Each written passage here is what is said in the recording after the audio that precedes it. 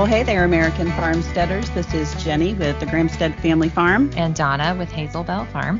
And we are coming to y'all from Northeast Florida as two farmsteaders doing our best to grow our own food and share our experiences with you in hopes that you will grow a little bit of food of your own. Yeah, and this week we are talking keeping chickens again with the president of Chickenlandia, which I think is so clever and cute. I love it. Yeah, Dalia Monteroso, who has a pretty significant YouTube following at Welcome to Chickenlandia. You can check her out there. Also Instagram, right? Chickenlandia, Yeah. and has a pretty recently newly released book out called Let's All Keep Chickens. And we're excited to talk that next level chicken keeping, right? Yes. Yeah, Yeah, because I feel like a lot of our listeners are maybe already have some chickens, or maybe they're slightly kind of on the beginner chicken keeper side. Yeah. Yes, absolutely. So welcome, Dalia. I am so happy to be here. Thank you so much for having me. Yeah, thanks for joining us. Yeah, and so tell us real quick though, how did you become the president of Chickenlandia? Oh, well, I was appointed by my chickens. Okay. So there wasn't an election, right? There was no election, but I do believe that if they could vote, they would vote for me, especially because I'm the only one on the ballot, Right. And you bring the food. Well, actually, I mean, it's kind of a multi-leveled story, but I'll give you the short version. About 17 years ago, my husband and I moved from Los Angeles up here. We were both in the entertainment industry. My husband still works in the entertainment industry. And I had, we started a family. I had a new baby, and I was feeling like, I don't really have anything that belongs to me. Mm-hmm. And so, and I think a lot of women go through that, where they have children and their identity becomes their family, which is wonderful. Yeah. Mm-hmm. But for me, I had gone to Los Angeles to be, this great filmmaker and writer and all this stuff. And none of that happened. So I was kind of mourning that loss. Uh-huh. And when I got baby chicks, I really had no idea how much they would enrich my life. And I became very obsessed, which I think if anyone knows someone, a chicken lady, you've seen that transformation that, these animals can bring into somebody's life. And it got so intense that the local community college contacted me, and they were like, "Hey, can you teach a class?" And I was like, "Well, I've only had chickens for 6 months, but sure." Wow. So I did a lot of research really fast, and I had already been like really just deep in the chicken rabbit hole, So then I taught that class, and then the local home show was like, "Can you do a seminar?" And I was like, "Oh, okay, I'll do a seminar." And then it was like, and then a local feed company was like, "Can you be an ambassador for our feed?" And it just was like this boulder kind of rolling down a hill. There was no stopping it. And I had never thought, I had a lot of really lofty goals when I was a kid. I had big dreams, but none of them were, I'm going to be the backyard chicken educator. Yeah, president of Chickenlandia. But it was really a delight, because I was, like I said, I was mourning the loss of that dream. Mm-hmm. But when I got baby chicks, my heart opened. And I think when you have that experience, kind of, you make space for a new dream to come in. And that's what happened. And then eventually I did a TEDx talk at the university here. And when that happened, it's called I Dream of Chickens. Oh, yeah. And it's really about like chickens being humankind's most amazing common denominator. That's one of kind of like my taglines, is that we all have chickens in our history. Right. It's like this unifying thing. So that's what the TEDx talk was about. But after that, that's when I really, things really started to take off. I started my YouTube channel, and then COVID happened. Right. And COVID is awful, as polarizing and awful as that whole experience was, is the best thing that ever happened to my business.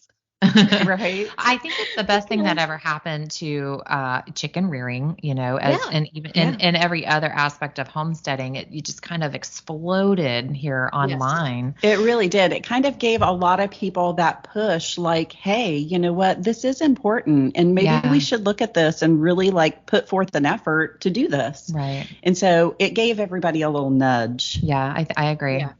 Yeah. So after that, that's when my YouTube channel really took off. And then, now I have the book, and I've got an online course. Okay. So like I said, we want to level up our chicken keeping. So we're talking to those people who have chickens, and let's just get right to the practical part of it.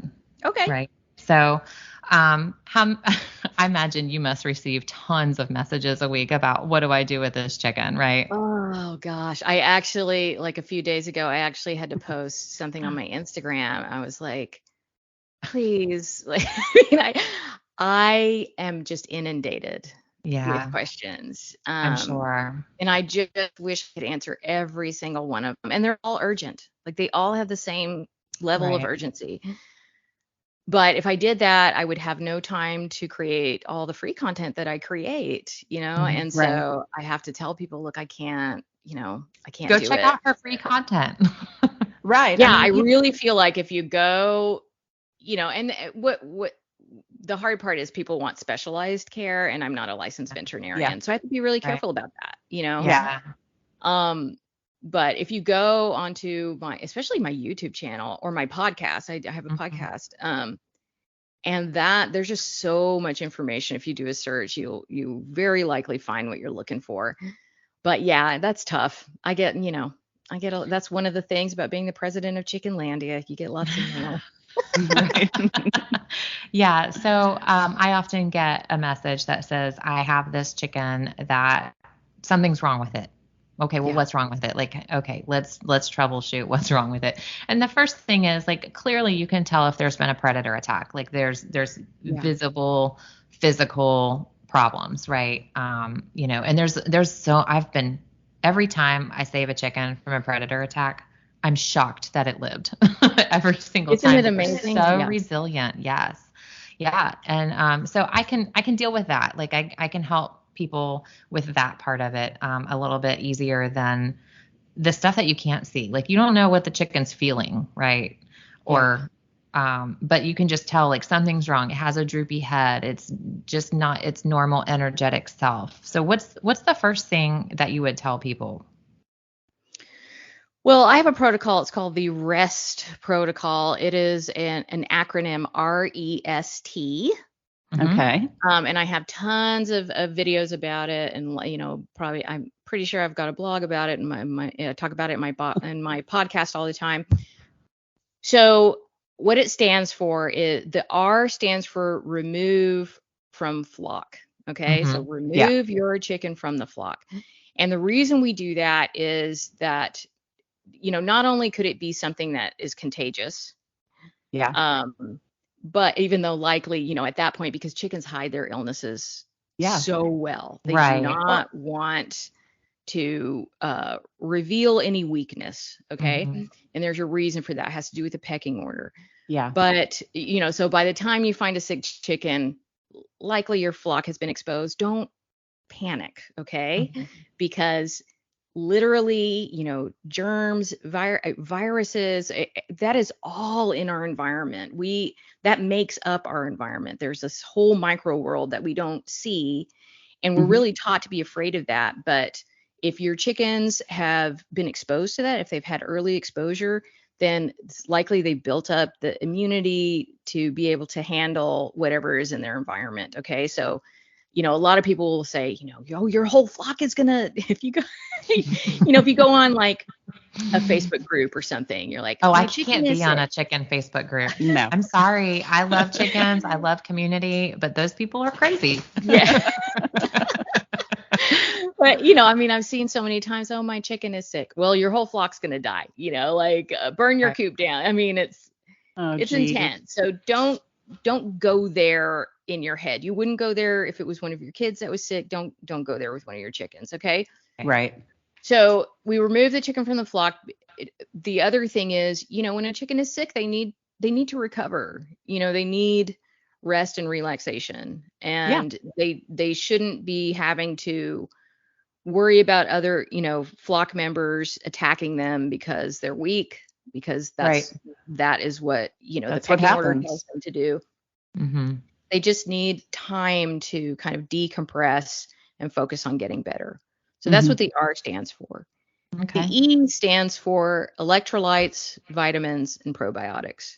So, but mainly electrolytes. So, when I was a kid, I would get sick. My mom would give me Gatorade, or, she would like try and make sure that I'm like drinking, because get your fluids. Yes, dehydration is a huge danger, for any vulnerable animal or person that is sick. Dehydration is a, that's a leading cause of death, honestly. Like you can succumb to that. So we don't want that.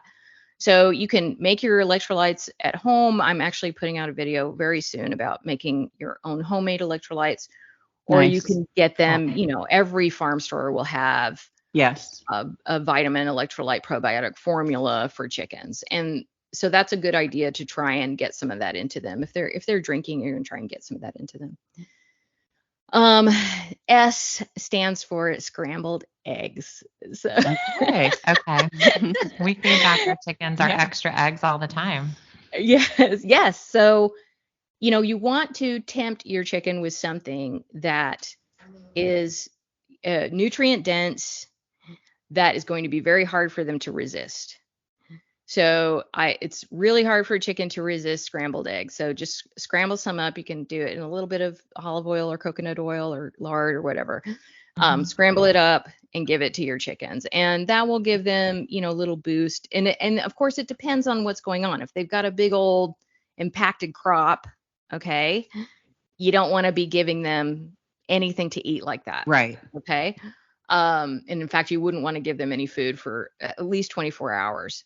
But if you don't really, a lot of times it's just like this vague thing where it's you like, don't really know. There's no way. There's so many chicken illnesses that present the same. So there's really not a lot that, especially if you're not a licensed veterinarian and you're kind of just like looking at this chicken, they just look droopy, they're listless, they're not eating, and you don't really know what's going on. So while this is all to like kind of figure out your next steps. It's like buying you time and buying your chicken some time. So that's the S. And the T stands for temperature control. So when a chicken is sick, you don't want them to have to work on staying cold or staying cool or staying warm. Okay. So I will bring my chickens inside my house. You don't have to do that. You can put them like in another controlled environment, like your garage or something, or at least somewhere where it's a little bit more moderate than it is outside, especially if there's some, an extreme temperature happening outside. Yeah. A little more controlled. Right. Yes.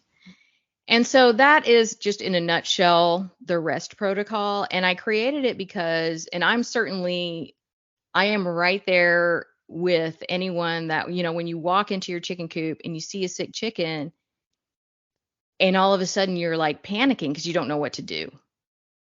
Okay, so REST. So that's a really that's a great starting point. It really is. And you work through that protocol and then you can kind of evaluate, you've given it a little bit of time. Like, is this working? Is there something else? And then maybe during that protocol, as you're waiting and watching, you can kind of figure out, like you said, is it a crop issue? Is it egg bound issue? Is it, maybe parasites or right. Yeah. So it kind of really just gives you some time to figure stuff out. Right. Yeah. And it gives your chicken, I mean, sometimes like, especially, if a chicken is molting, they just might feel lousy, they just need a little bit of nutrition. They need some time to rest. Right. And then they can go back out with their flock. Sometimes you might never know what happened, or maybe they'll lay a Right. soft egg and you're like, oh, okay, they didn't feel good because they had, kind of this reproduction thing going on, Right. and now they're past it. But sometimes, no matter what you do, the chicken is not getting better. Certainly if there is, fluid coming from the vent, that is a lot of times that's a sign of an infection that can be very serious. Mm. And I spend a lot of time with people who are super, because of my demographic, a lot of my listeners and viewers, I mean, their chickens are like their pets. Right. Yeah. And so they're heartbroken and they're blaming themselves, and they're reading material that is telling them that they've done something wrong. Okay. And what I will say to people is, look, we are dealing with, most of the time, people have production breeds. The production breeds of today, they are not bred for resilience. They are Right. bred to lay as many possible eggs in that first year of life, because most of them will Right. only have that first year of life. Right. And so their reproductive systems are so overactive that they can end up with, they have, first of all, they have super high nutritional needs. They can end up with a host of issues. And some of them don't even appear to be connected with their reproductive organs, but it is, like, it's kind of indirectly connected to it. Mm. And I will tell people, look, your chicken had a better life than most chickens in the world. Right. Yes, absolutely. Yeah. Yeah, we kind of run across like a similar situation with, raising animals to eat for, raising protein, basically. That's why we do what we do. Yeah, and it's, we are going to send a cow to the butcher here in a couple of weeks, but I assure you that cow lived his absolute best cow life, and was treated like a pet. Yeah.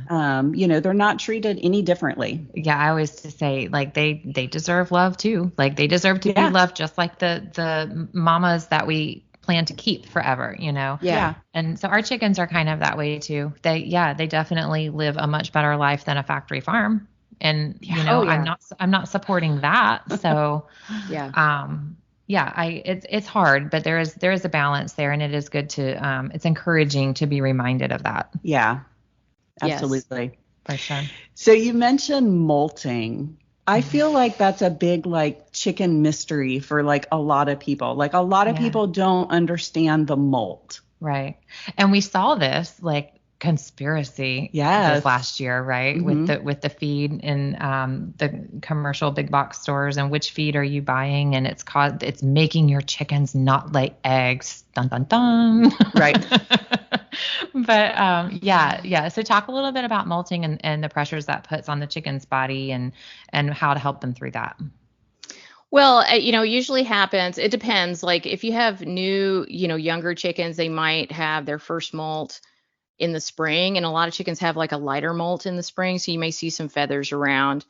Normally they usually don't stop laying if they're having like just a very light molt. Mm-hmm. Late summer, early fall is when you're going to start to see a lot of feathers. Okay. Yes. That's usually when chickens will go into a molt. Now, there's always that one, and it's always a frizzle that, that molts in the dead of winter. Okay. Right. And they're naked in the cold. Yes. It's that show Naked and Afraid. Yeah. Yeah. So, keep that in mind. Also, illness can push a chicken into a molt. Stress, predator attack, those kinds of things can push chickens into molts. Okay. I didn't know that. Yeah. So keep that in mind. Your very high production breeds are going to molt the hardest. So usually those are the ones you see. It's like one day they look glorious, and next day they look just so raggedy. It's like I've gone out before to my coop, and it's like overnight, like you said, and it's like, oh my gosh, something got in my chicken coop. Yeah. And no, it's just the ladies are molting. Yep, yeah, they're molting. Unfortunately, molting season is also parasite season in a lot of places, Okay. so, and generally your chickens, their defenses are down a little bit. They're a little bit more vulnerable to illness. Mhm. So during that time is really when you kind of want to boost nutrition for them. I think people focus on protein a lot, and Right. definitely protein is important for them to like grow out their feathers, and Right. that's a big part of it. But in general, I would say, don't people will like, I mean, they'll give, I gave them cat food and I gave them a steak and I gave Right. A steak. it's like, I'm Right. sure Like, they like it, no. Yeah. I had but somebody tell me if you're not feeding your chickens mealworms and sardines, then you're not treating them well. I was like, oh, well, well, sardines cost too much to feed to my chickens. I'm sorry. yeah. That's come Yeah. on. Yeah. But Yeah. anyway. um so yeah, I think what would be do give a little bit of extra protein during that time. Don't go overboard. You can give your chickens gout, and you can give Mm. them digestive issues if you give them too much protein. Okay.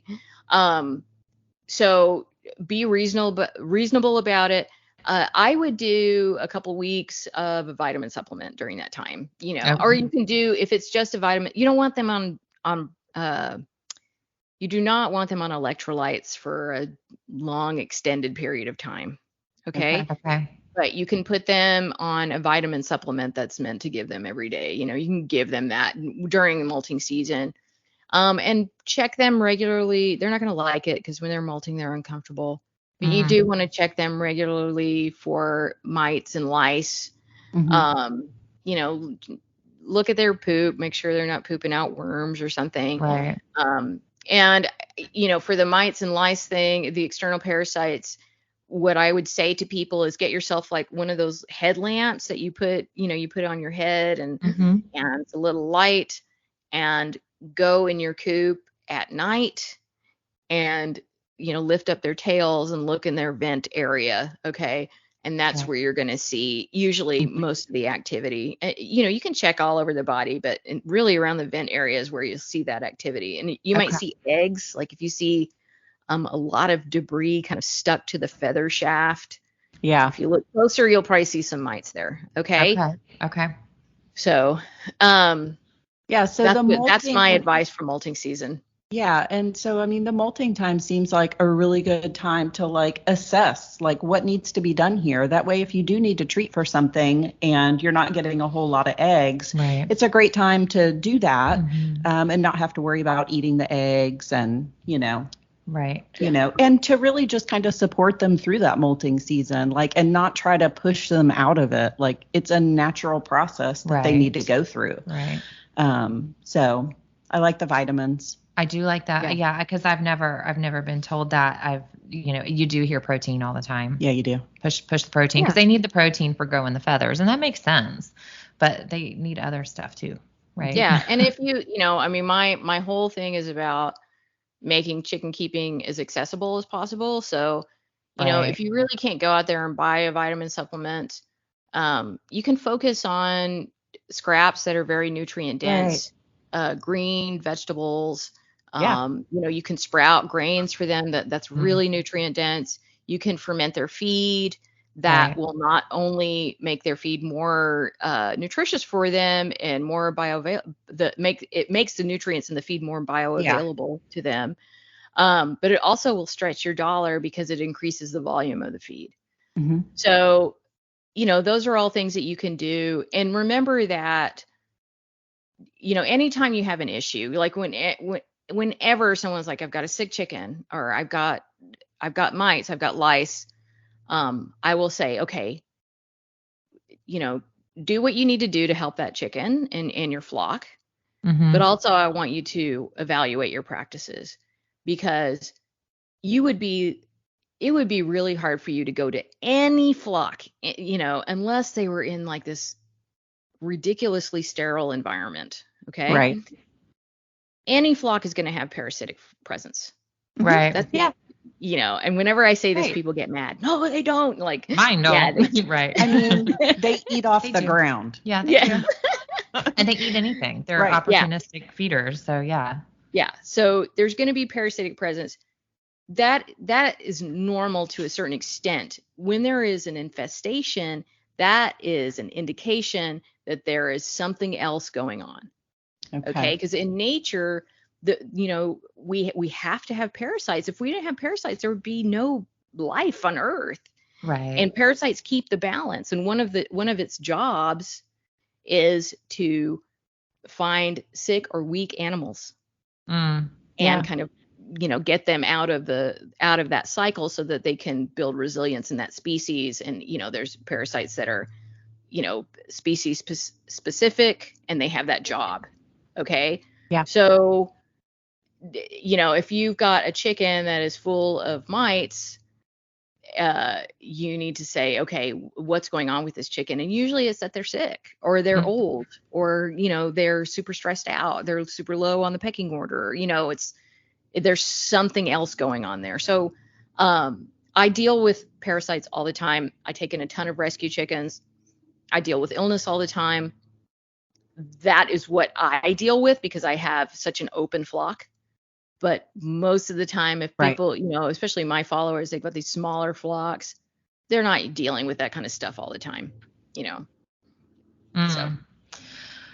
Okay, so talk to us a little bit then about internal parasites, and if I like that idea. Like that's an interesting thought that they are part of our, biome here, right? And to accept them that way. And that's something that we kind of always talk about, like with our other farm animals, our other livestock. And Jenny and I were talking before we started recording about sheep, and a sheep that I'm having an issue with. And I am not sure if she has a parasite issue or if it's just a hormone issue, because she just recently lambed. And so I'm trying to troubleshoot that. But I thought, like, well, I want to know if it is a parasite, what is it, so I know how to treat it. But also, I don't want to treat my sheep. Like, I don't have to treat them. And I'm trying to build this flock that doesn't have to be treated. Yeah. So kind of in that same vein with chickens, like, I don't want to be having to worm chickens all the time, So if I have a particular animal in any grouping, a chicken,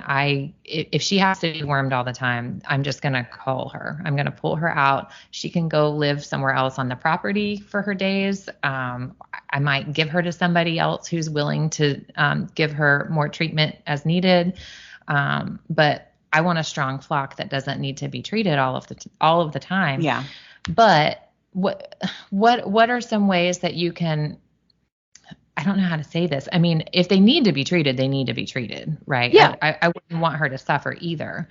So I guess to minimally treat internal parasites. I mean, in the past, I've done like safeguard pellets where I've just thrown them out and let them eat them. There's no egg withdrawal time on that. Mm-hmm. I haven't had to treat in a long time. You hear pumpkin seeds all the time. I don't know if there's any truth behind that or not. We feed them pumpkins sometimes and they get the seeds. So I hope it works. But what are some tried and true things that will help get rid of internal parasites in a chicken? Well, I think, start from day one, exposing, not on day one, because that will make people nervous, but right. Chickens need exposure to the outside environment from chick to adult. Yeah. Okay. And one thing that is super important that I will remind people of is that most of the information that we get about backyard chickens is coming through the lens of factory farms. Okay. Mm-hmm. They've had a huge influence on how we deal with livestock in certainly in the Western world. Okay. But if you go beyond, the United States and the UK, and you will see people keeping chickens in a much more natural way that they've been, this is the way they've been kept for millennia. Literally, we've domesticated these chickens. They've been domesticated for thousands of years. So I kind of want to train people to unlearn some of that stuff. Yeah. Okay. And start to think of things in terms of building resilience. So that is the number one thing that you can do from the beginning to help your chickens be resistant to some of these things in the environment, because a chicken belongs outside. Yeah. They do not belong in a controlled indoor environment. Right. The reason why those environments have to be super controlled is because they are not conducive to life. Right. Right. Those chickens are already skating on the edge of death. They got a foot in the grave, and some of them are already dead and they're getting stepped on. Like, it's really not a good environment. And so they have to do all these things. They have to, give antibiotics. They have to give, they have to spray. They have to do all these things to control this environment because it is such an incredibly stressful environment. They have to take all these preemptive measures. But when you have chickens that are living outside where they're supposed to live, they're outside, they're scratching the earth, they've got the sun on them, they have a good life, they're not stressed out. I really feel like we don't have to think in terms of, I've got to worm my chickens every 6 months. Right. With something that and I tell people this all the time, whatever you put on your chickens and whatever you put in your chickens, it doesn't stay with them. It goes into the environment. Right. Yeah. And when those kind of things go into the environment, not only does it affect the things that you can see, like you can see the soil, you can see the grass, the plant life, you can see other animals. It has an effect on them, but it also has an effect on the things that we don't see. The like I was talking about, the microbiome of the soil, which is balanced, and that is an ecosystem that we would really do better to, let it be and let it do its thing and help to bring balance to it. Yeah. Yes, Okay. We're always harping on life in the soil. Yeah. Yes. It's so important. So of course, we've got a bit of for keeping chickens, especially if we're in the city and suburbs, and I'm really big on getting chickens into the cities and into the suburbs. Like, I'm really big on that.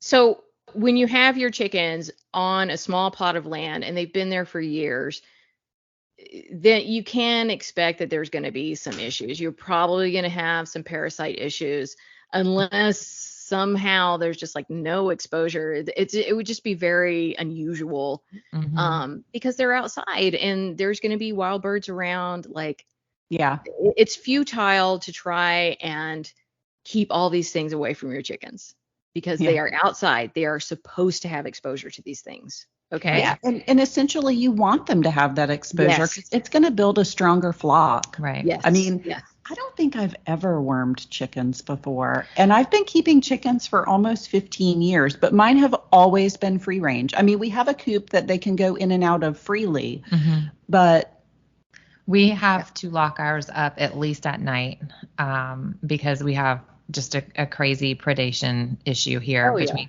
coyotes and raccoons and things like that. But I have had to worm ours a couple of times. It's usually when I bring in more chickens from somebody else. And most people do keep them in just a confined space and in a coop. And I don't know if people don't know that like that has to be cleaned because, well, it's on sand and it's not getting muddy. It's got good drainage. Well, but it's building up with poop. Like, that's got to come out, right? Yeah. So the time, I usually it's in those times or in our rainy season. If they have to be locked down in their coop all the time at the same time as rainy season, we have had an issue or two there as well. And like I said, I've used safeguard pellets, but I don't want to do that. Like you said, like it's just like treating my children with antibiotics. I'll do it if I have to, but I don't want to. Yes, there's a time and a place. And I will say, I'm not against synthetic medications and even pesticides if you absolutely have to do it. I'm not 100% against them. But I feel like they should not be your first go-to unless they're your only go-to. Exactly. And there's a lot of stuff, and I talk about this in the book. It's like, from the beginning, you can give them garlic. I do use apple cider vinegar, oregano and thyme. I was just going to say oregano oil is something that I've used. We had quail. We used to keep quail, and we had some kind of illness come through, and I was losing quail every day. And Oh, I know, I was more worried though about my chickens because quail, they reproduce so quickly. Like I knew I could build that flock back up if I needed to. And this is just coming purely from a food sustainability standpoint. yeah. So I knew we'd be okay. Like I don't want to lose them. I don't want them to die for no reason, but they do get stuff. And somebody told me try oregano oil. Yeah. So I had some, I like essential oils, but I'm also a little bit. Well, you need to be cautious with them. Right. I'm not big on ingesting them. Yes. I'm cautious with them. I will say that. But she said just put a couple drops in a quart of water with also some freshly minced garlic, apple cider vinegar, teaspoon of honey. And I did that, and I went from losing 3 or 4 quail every single day to none. As soon as I started that protocol, I lost no more quail. And so that's something that I started doing with our chicks when we get new chicks in from a hatchery. I do that same thing, and it's worked great. Yeah. It's worked really great. So I don't know. I mean, maybe it's placebo in my head. I don't know. One thing that I talk about in the book and that I do talk about on my channel and in my podcast are homeopathics. And that's probably the most controversial thing that I talk about. And people will say it's pseudoscience and all that. And if someone's listening, they don't know what homeopathics are, like a lot of times the word homeopathy and holistic gets interchanged, but they're very different. Like homeopathy is its own specific modality. And for lack of a better way to describe it, it's like energy medicine. Okay. So, obviously that's going to ruffle some feathers. People will tell me, oh, you're, that's pseudoscience and you're not. And I've been using homeopathics for 25 years. I use them on my family. I use them, we have a homeopath. I have seen them work. Yeah. And all I can say is if it's placebo, did healing happen? Right. Then it worked. Yeah. It worked. Yeah. And I don't know how placebo will work on a chicken. I've literally had a chicken in complete shock. And I've given them, I was on the phone with my homeopath. She gave me a remedy. I gave it to her. And I just saw her just completely just say, oh, and start eating. That's so nice. That's so great. Yeah. So call it what you will. Whatever. But if it works, it works. Yeah, whatever. So the oregano essential oil works so well. I won't be without it at this point. And we grow extra oregano just for the purpose of throwing it to the chickens, because it worked so well that time. I mean, that's been 10 years ago, and I always throw oregano out to my chickens still. Yeah. I was having an issue a couple of years ago with a batch of meat birds that we were raising, and they were just not doing well. They were, how meat birds can be. They can just be a little sickly sometimes. Yeah. They're not hardy birds. And I started putting that oregano essential oil in their water, and it perked them right up. Yeah. So. Well, there's like oregacillin is a product you can purchase. Again, might be controversial, but we've used it. We have some pretty severe environmental allergies in our house here. Some of us are worse than others. And, if when a sinus infection is coming on, and if we're on the brink of that, here's your oregacillin, and you have to use it a lot more than, regular conventional meds. Yeah. But it works. Yeah. Yeah. And, basically what I teach is that there are preventative measures that you can take. And it's just about building resilience and immunity in your chickens. Like, oregano, thyme, garlic, apple cider vinegar, good bacteria in their feed. All that kind of stuff is going to be your best defense, and definitely keeping the stress down, because stress is the number one thing. I mean, we know it with humans. Yeah. With chickens, it's the same. If you've got too many chickens, if they're crowded, you're going to end up with problems. Yeah. Right. It messes up their immune system. So yeah. And if you have a chicken that needs to be treated, you have a confirmed case of something, treat that chicken. Okay. And then there's other things that you can do with the whole flock. Instead of giving the whole flock antibiotics or the whole flock a synthetic dewormer, there's other things that you can do with your flock to get them through it without bringing down the resilience of your entire flock. Because if you give every chicken antibiotics is not a preventative. Right. It is meant to treat something that An is infection. happening. Right. Okay. Right. So also will have no effect on a viral illness. So these are the things that you've got to kind of like evaluate what your risks are. I would not give, all my chickens an antibiotic unless I was under the advice of a licensed veterinarian that told me to do that. And it was an extreme situation. Sure. Yeah. Sure. In a lot of cases, less is best. Yeah. A lot of times, like you said, when you do this rest method, they just perk back up. Like you don't know what happened, and that you didn't have to treat them with any kind of medicine per se. And maybe they were faking it. Get through it. Yeah. Maybe they were faking. Wanted to come in. They like the drama and they want the attention. We do have some animals like that.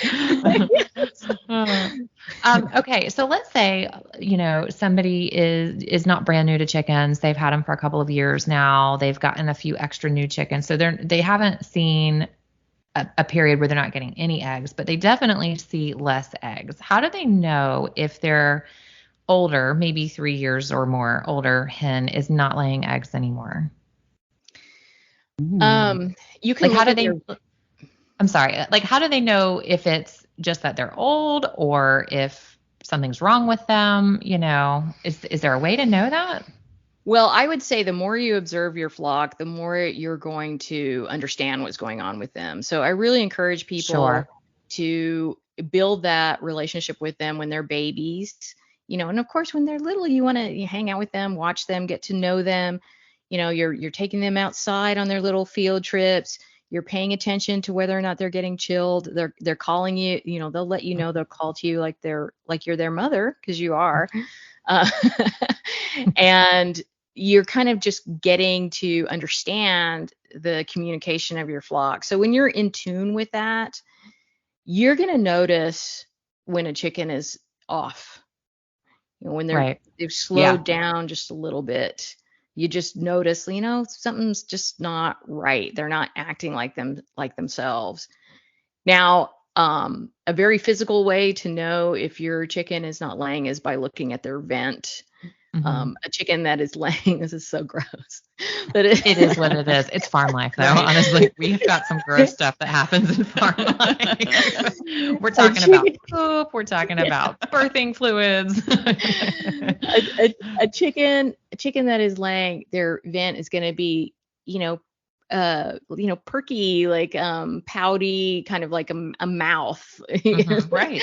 And like moist. And a chicken that isn't laying, it's going to be dry and there's not a lot of activity going on there. So that's one way that you can tell just from looking at them. But what about color? I'm sorry. What about color at the event? Because I had somebody say actually about a month ago, say, well, I looked at her event and it wasn't white. And I said, oh, like I've kept chickens my whole life and I've never looked for a white vent. So I didn't know what she meant. I'm not sure what she meant. Okay. Yeah. I mean, I would say pinkish. Yeah. Okay. Unless it's a black chicken, like a chicken with black skin. Yeah. Mm-hmm. But you still see kind of that shimmer. It's like a bit of a shine, and it's just smoother than the rest of the body, and like I said, it looks like a mouth. Okay. Right. Okay. Yeah. So maybe if she's older and not laying, then maybe she has a few lines around, like some wrinkles. Yeah. Around that mouth. Fine lines. All right. And did you have a question, Jenny? I don't think so. Okay. Well, so a lot of people do ask, like, I've got this broody hen and they don't want a broody hen. Oh my goodness. I have so many broody hens right now. I'm like, y'all stop. And I don't, I know some people do this whole broody break thing, and I'm just not that hands-on. We joke all the time. My farm is the hands-off farm. it's survival of the fittest at my farm if you're a farm animal. So, Yeah. yeah. But you always have babies. I do. So, yeah. I do. Yeah. I mean, everybody's good. Everybody's healthy. So, but a lot of people do ask that. But recently I started hearing more about like, okay, well, the opposite side. What if, I don't want to buy from the hatchery all the time. Right. So more of a sustainability. You want a hen to be broody. Right. Is there a way to encourage her to be broody? Or maybe some breeds are broodier than others? Or what would you tell people who want to hatch chickens without an incubator on their own? So generally bantams are going to be broodier. Okay. Silkies, I swear they're like, they lay 10 eggs broody for 10 weeks. Silkies, Cochins, your small birds. The smaller birds, they're bred for broodiness and for beauty and for personality. Okay, Not like a production breed, like you'd be really hard pressed to get, a red star or something to go broody. I'm not saying that it won't happen. Like sometimes I have two right now that are broody. Really? Oh, really? Yeah. Oh my gosh. Yeah. I think though, like you said, yours are completely free range. And I think if the more they're in a more natural to them element, they can find that comfy, cozy little place that they want to sit eggs. Mm-hmm. They'll do it. Yeah. Life finds a way. It's like Jurassic Park. It does. But yeah, generally, I would say get yourself some bantams, and you'll see like farmers, like big farmers that they have lots of production breeds and then they've got a few little silkies running around and those are the mamas. Yeah. And Buff Orpingtons will go a little bit more broody than the rest. But I would say if you're really looking for broody chickens, go to a local breeder. Okay. And get, if you want them to be standards and, ask about the level of broodiness and what they've bred for. And that's how you will get that. Okay. Well, that's cool. Yeah. I think that's all of my questions. Other than specific, I do have a question. And this is just specific to my personal flock. So I have this one old lady. I got her from somebody. She was an old lady when I got her like 5 years ago. I have some of those too. Some of my Easter eggers that I got like 6 years ago, they were 5 years old when I got them. And the lady's like, I don't know if they're going to lay eggs anymore. They are still giving me little green eggs. That's funny. Well, that's okay. No, they can live a long time. Yeah. But they won't lay forever. Mm-hmm. And so that's the thing with this hen is she's a little white leghorn. Mm-hmm. So she's fast, first of all. Like I can't catch her and keep her out of the coop like I want to. I can if I need to, but I haven't. Like it's going to take work to catch her. She's not friendly. Like she has the personality of a grumpy old lady, to be honest. She doesn't want to be messed with. She doesn't want me to touch her. Right. Like, don't pet me. I'm a chicken and I'm not to be pet. But she, so I knew for a long time she was still laying because she was the only one I had that would lay white eggs, and I was still getting a white egg pretty regularly. But now she's laying an egg without an outer shell. And which, that happens if they're not getting enough calcium. Like I know all of that stuff, but she's the only one doing it. And she's old, like I've had her forever. And what's happening is as soon as she lays her little egg, she turns around. I've seen her do it several times. She turns around and she picks at it. So I don't know if she's wanting to eat it for the nutrient content or if she's disappearing it like from a predator issue, or I don't know, but it's making a mess in my egg box and it's encouraging others to come up and eat with her. Mm-hmm. Right. Yeah. And so I need to get her out, like is the bottom line. But is this a normal thing that when they're old, they won't? I've never had old chickens, to be honest, because like I said, we have a predator, an extreme predator issue here. And so they don't live for years and years. I get a couple years out of them. That's a long time for me. But is that normal that they won't lay an outer shell anymore? I think it's probably within the within the normal range. Obviously that's, see, that is a very high production breed. She's Right. old and Yeah. her body is still pushing out eggs. And it's every day. It's every Yeah. day she's making a mess in the egg box with her Yeah. little leather egg. Yeah. Yeah. It's kind of a miracle she's still alive and she Yeah. hasn't had, some kind of an infection, because I think a lot of times what will happen is an egg like that will burst within the body and then become infected. So, she's a champ, she's a real champ, but, I would say, you can wait, if you need to get her, wait until she goes to roost and then go pluck her off the roost. Get her out yeah. at night. Yeah. Yeah. I keep saying I got to do something with her. I have a rooster who roams the property, and I think I'm just going to pick her out. And I mean, maybe she can just roam about the rest of her old lady life. Yeah.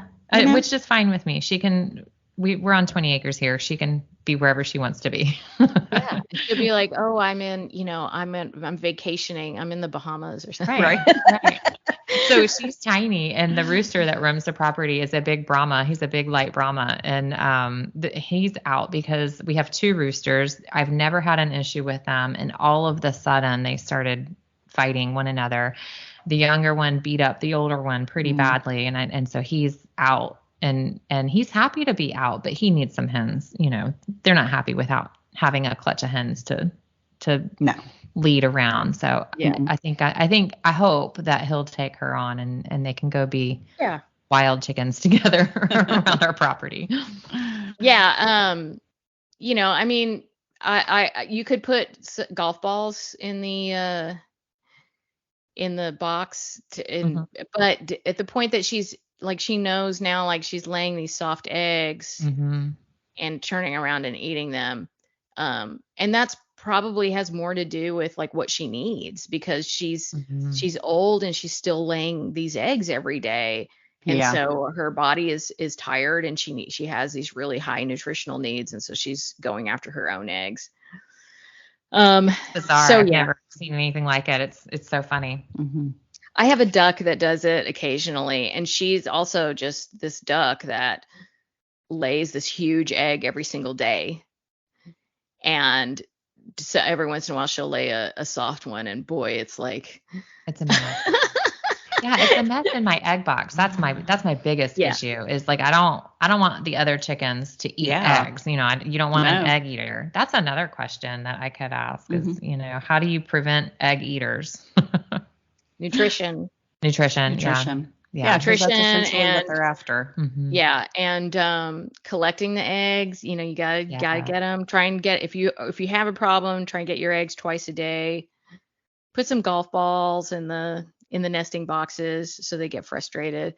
But the main thing is like evaluate your nutrition. What you're feeding your chickens, and definitely. Try and give them a little boost for a little while. And if you can isolate the one that is eating the eggs, if you can find them and isolate them, then sometimes you can break the habit that way. Good to know. Good to know. All right. So in closing, I have one funny question that I get so often, and it just cracks me up every time people ask me this is, do you need a rooster to get baby chicks? Oh, you do not. This is like one of the first videos I put on my YouTube channel that went viral. Or it didn't like go viral, but it had a lot of views. And it was like, do you need a rooster to? Oh, well, wait. You said, do you need a rooster to have baby chicks? Yes. Do you need a rooster to have baby chicks? It is a funny question. Yes, I do.